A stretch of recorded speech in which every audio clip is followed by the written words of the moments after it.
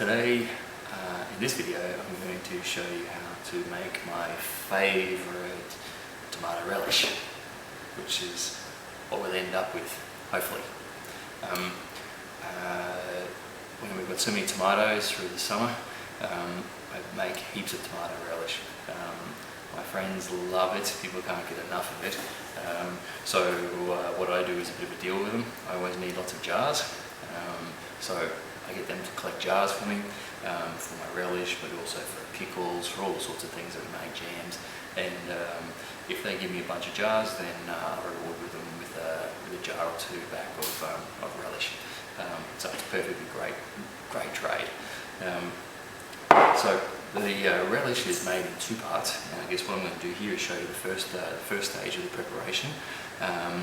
And we leave that overnight, and then I'll come back and show you tomorrow the second stage.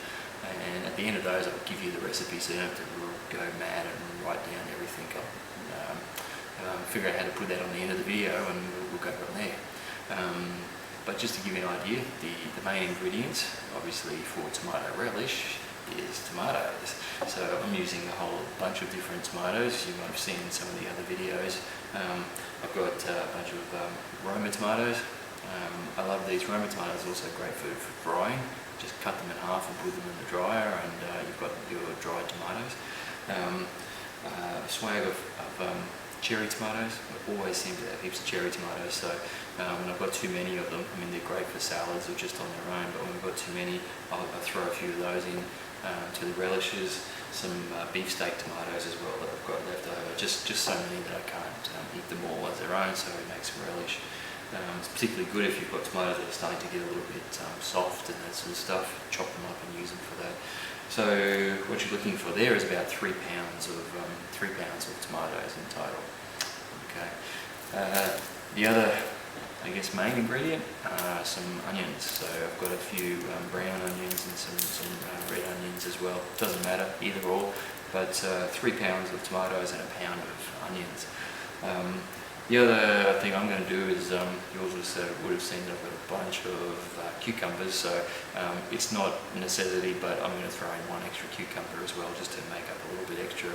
And I don't mind the mix of it, chop it up pretty fine and away they go. So 3 pounds of tomatoes, 1 pound of onions. You can go up and down with this recipe as far as ratios to go. You can halve it, you could double it, whatever.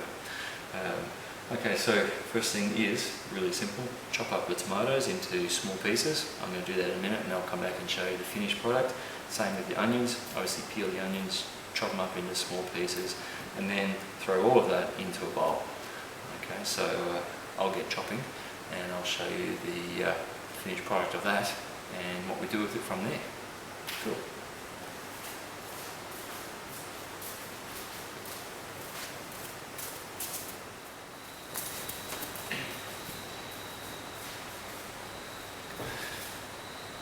Okay, so what I've done is chopped up all the tomatoes. Obviously the larger ones, the Romas and the beefsteaks, are chopped up into fairly small pieces. You can sort of see they're all fairly chopped up.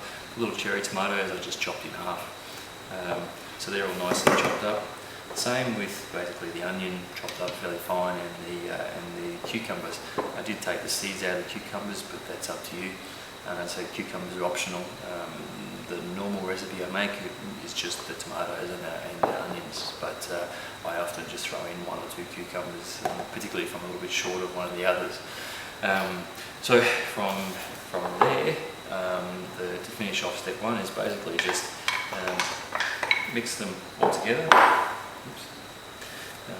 Same with the cucumber.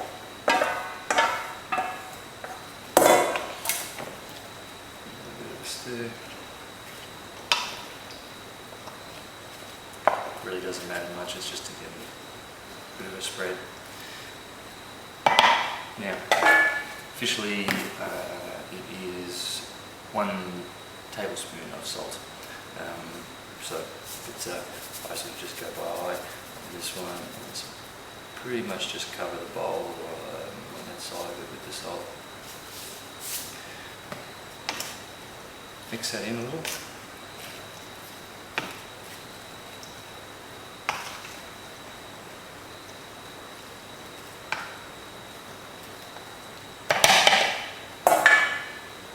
and then just cover the lot up just with cling wrap.